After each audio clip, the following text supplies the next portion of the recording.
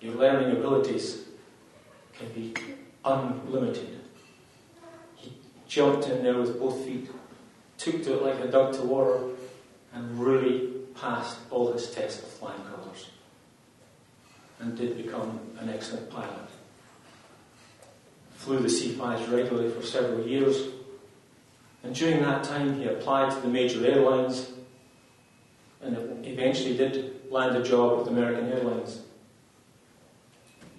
And of course, unfortunately, the dreaded events of 9/11 happened, and this whole country went into a tailspin, pardon the pun. And of course, all the young pilots were furloughed at that time, layoffs all over the place, and he was one of the furloughed pilots. But thankfully, because of his uncle, he still had his job with the reserves and was able to get more active in the reserves and fly as often as he wanted to and as much as he wanted to.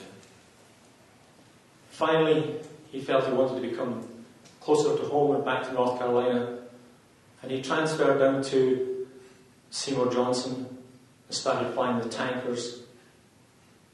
And I actually had the privilege of being flown in the plane by him on a refueling mission.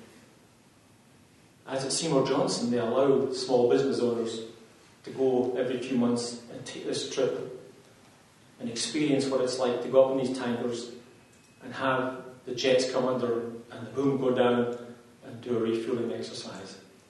That was quite an experience. And to have him as a pilot, I must say, I thoroughly enjoyed. I was hoping tonight to be able to introduce that young man to you. But unfortunately, or fortunately, depending on which way you look at life, he just recently moved to Edwards Air Force Base in California.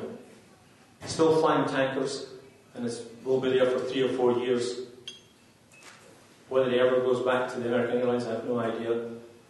Whether he decides to stay with the reserves and finish off his military career, I don't know. But through hard work, perseverance, and just a little bit of luck, that dream was fulfilled. I am more than proud to tell you, ladies and gentlemen, that young man is my nephew, Major Ewan Lennon. Many of you here know his mother, my young sister, HiRes Lennon, who owns the country squire.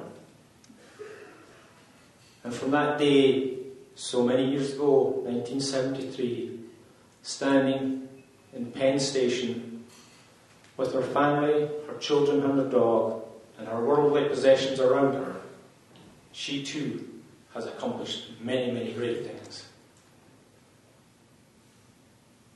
Hard work, dedication, perseverance can go a long way.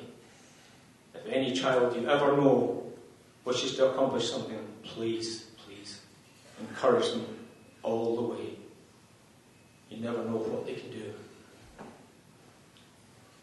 Ladies and gentlemen, I hope you have a wonderful Christmas, a happy and prosperous New Year. Thank you, and God bless.